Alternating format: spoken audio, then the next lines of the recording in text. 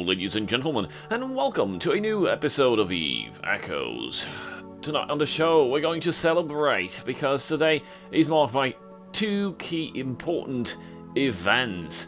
And of course, you guessed it right, number one event is us reaching Tech Level 9.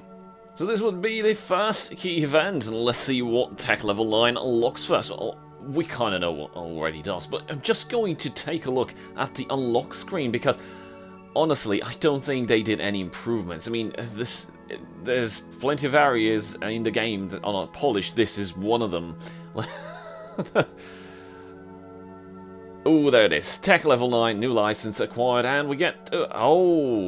seems like they redid the menu, and it's completely empty. Of course, we got like the Tech Level 9 ships, and the battleship, which sits on the Tech Level 9 ships.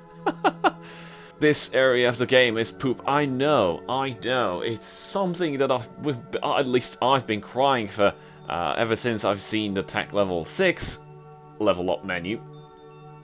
They didn't do any much improvements at all. And I'm guessing it's because these menus can only be seen once you level up, and that's that. But I don't know, it just feels a little off, and I don't know, it beats the hell out of me. So, just to make it clear, what do we unlock? Well, of course, for the Tech 9 ships, we get the Procurer, we get the, the Purpoise, which is the Humpback, High Mobility, and a bunch of other ships, including the Bombers, the Tech Level 9 Bombers, which are Mark II variants of the Bombers, and these little guys pack large torpedoes, which is kind of nice and kind of interesting what we can do with them. And of course the battleships, and this is no unlockable anywhere. This menu is poop. Come on, guys. But we do get the early battleships. There are 8 of them. So we've got the Scorpion and the Raven from the Caldari. We've got the Megatron and the Dominix from the Galente. We've got the Armageddon and the Apocalypse from the Omar. And we get the Typhoon and the Tempest from the Minmatar. We'll probably do a video, a short comparison between all these 8 battleships and which one would suit best to your playstyle, which one is kinda to your flavor. I don't know. As for me, well, I won't be flying any of that shit. Because we get to key event number 2. Key event number 2 actually marks my own accomplishment in trying to recover my economy, so to speak. If you guys don't know what happened, well, pretty much back in December, just before Christmas Eve, my wife was laid off from work. Just like that. Excellent Christmas present. Ain't that swell? So what that implied, it was me basically working double time, trying to overcompensate, basically sustain the family economy. And this actually led to me working more and more hours, and me becoming exhausted. And you guessed it right, this leads to me falling asleep pretty much everywhere at any given point in time. What would you expect when I'm working 16 hours a day? So you're probably wondering why I'm still in this Vexor. Well, me falling asleep basically led to me systematically losing every fucking ship that I had. And not to PvP, and not just going into combat and falling asleep during combat. No, falling asleep in anomalies and encounters, and not just waking up 5 minutes later, oh my god, I gotta warp out of here. No, waking up 6 hours later, the wreck is pretty much gone because it blew up by itself after 2 hours. And basically I found myself in a moment at a given point in time with no ships, no ISK, and no continuity whatsoever. So what the hell did I do?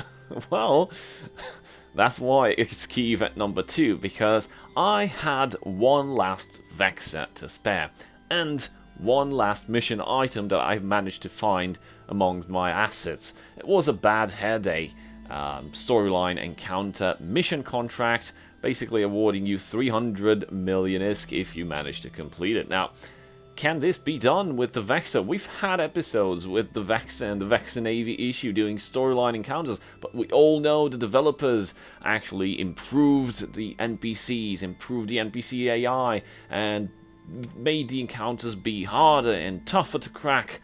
Well, fuck you, game mechanics. Nothing can beat my Vexor and my Vexor Navy issue, because this is exactly what I did. I took my Vexor just like the old times. We had a bunch of videos in which I promoted and how to do the storyline, the high-level storyline missions using just shitty low-end cruisers, and pretty much applied the same tactics. So basically you need a ship with drones, and that's pretty much it. You need to play the boom and zoom tactic. Drones stay on target, you just need to approach them, drop the drones and get the fuck out of there, so you don't take too much damage, and the fit is pretty standard. We'll get to that in a moment. But what's important is I managed to use the Vexor to complete the first stage. The Bad Hair Day has 2 stages. Complete the first stage, managed to get a bunch of bounties and a bunch of story items, even though some of them were shitty. Got lucky with some of them being actually really pricey. Put those on the market, managed to get some ISK, and managed to get enough funds to transition to a Vexor Navy, but not before I fell asleep again and lost the Vexor. So all in all, I managed to get the Vexor Navy issue, and from then on out, I only had the 3 waves of the last stage to complete, and the Vexor Navy issue actually helped a lot because it offered more firepower and it offered more speed. The Vexor only moved around 1.6 kilometers per second, while the Vexor Navy issue moved around 1.9 kilometers per second, which was more than I needed in order to complete Bad Hair Day solo and get that awesome 300 million ISK reward just to restart my economy. And I did manage to get one of my lost prophecies not intact. I had to abandon the rigs, but I did manage to get the ship and the fit back using the insurance system. So thank you, insurance system, for being there and allowing me to recover that. So the Vexor Navy issue and the Vexor fit are pretty much the same. The only difference is one mid slots, which I basically fit with one additional Nosferatu for the Vexor Navy issue. So we got on the low slot 1 medium armor rep, 1 medium micro warp drive, and 2 damage mods, which is drone damage amplifiers. On the medium slots, 5 Mach 7 hammerheads, or I don't know, depends on your preference. Pretty much medium drones, combined with a warp scrambler to get tackle on those nasty frigates and destroyers that just zoom onto you and move around with 6 kilometers per second, making it difficult for the drones to actually apply considerable damage and get rid of them quickly. Taking into consideration that these small ships, the NPCs, the elites, basically just drop webs and scrams, and you want to get rid of those because your key aspect in the Vexor and the Vexor Navy issue are the speed and the ability to move around in circles while dropping your drones to apply damage. Now, of course, it's going to take forever. It took forever for me, but I did manage to pull it off nonetheless. So, the tactics, as I explained, you just need to keep at range, let some of the enemies come to you, deal with those tackler first, and for the rest of the other bunch of stuff, like in cruisers, battle cruisers, elite stuff, battleships, you just need to try to spread them out a bit by using your high mobility and your speed, and then picking one of the most isolated targets, getting close to the limit, the outer limit of your drone range, dropping the drones, and then immediately going backwards or switching directions and taking range so you avoid all the incoming damage. You will take small bits of damage once you start getting closer and closer until you get into your drone range, but you'll just immediately be on your way out as in zoom out, and you'll be able to repair quickly. And once you get to a considerable safe distance, like 150, 200 kilometers, you can even stop and put your engines to a halt, stop the MWD, allow your capacitor to regenerate, and just basically cycle through the damage mods, the drone damage amplifiers, in order to maximize the damage. But be aware, doing this actually has a drawback. You know, you have 5 drones. Well, when you do this, one drone decides to turn around and starts orbiting you, but the other 4 drones stay on target. So you basically lose 20% of your applied damage, but that's still good. It takes a long way to get the elite or the high end, like the strikers, battleships, down and beat them to a pulp. But you know, there was a video on YouTube with a guy chasing another dude with a spoon and just hitting them. That's exactly what you're going to do. So at the end of it all, well, I got my 300 million, I got my Vexor Navy issue, lost my Vexor in the process, but with the income that I managed to acquire, I was able to get back my prophecy, which is, in my opinion, the key event, the great success. I managed to get back into the game. Otherwise, it would have been completely demoralizing, having no ships, no ISK, no nothing. Oh, and I'd like to thank you all guys, for the ones in the Alliance and the Corporation and some other dudes that found out what was happening to me and sent me some ISK. Unfortunately, those contracts were still in audit, meaning I wasn't able to use that. However, even if I would have been able to use it, I wouldn't have. And why is that? Because this for me has been sort of like a personal challenge.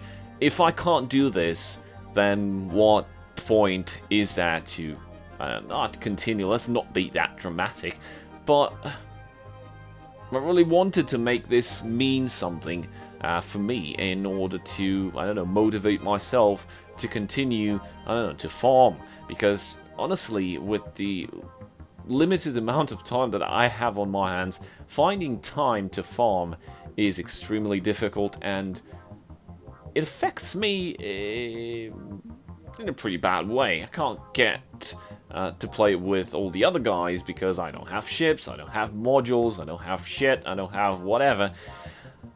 I'm able to do stuff by hopping onto the test server and testing stuff, but it's just me there, and there's no point in farming or enjoying anything on the test server. I can just test stuff. But I really love to be able to participate in some, I don't know, fleets, in some call to arms to go and have fun. This is the sad part of my life and my gaming activity.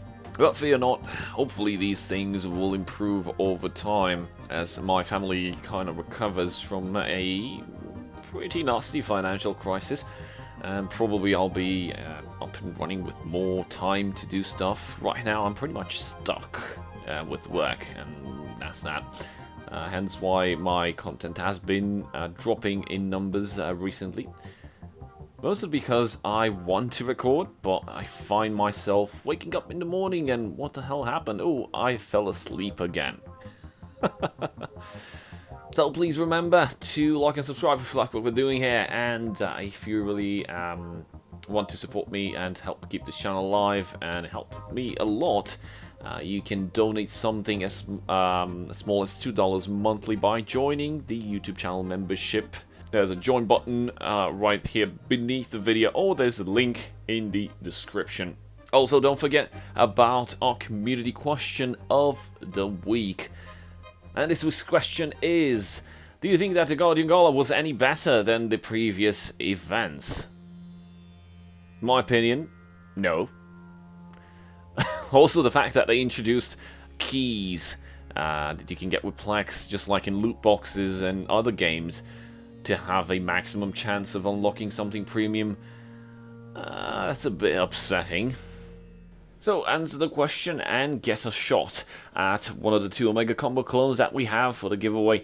Or we have a giveaway for each week, and each Wednesday we reveal the 2 lucky winners picked by random.org. And by the way, the developers are still on vacation, so that's why we still have nothing inside the patch notes for tomorrow, which is going to be Wednesday. Tomorrow is going to be a new release with nothing inside of it. It's just going to be maintenance, just like the previous maintenance last week. But don't worry, they will be coming back from their vacation and will probably pick up where they left off, and we'll see soon enough fixes, patches, and new features being introduced. Until then, I hope you guys learned something. Thank you guys for watching. A very big shout out to my channel supporters, and I'll see you guys next time. Cheers.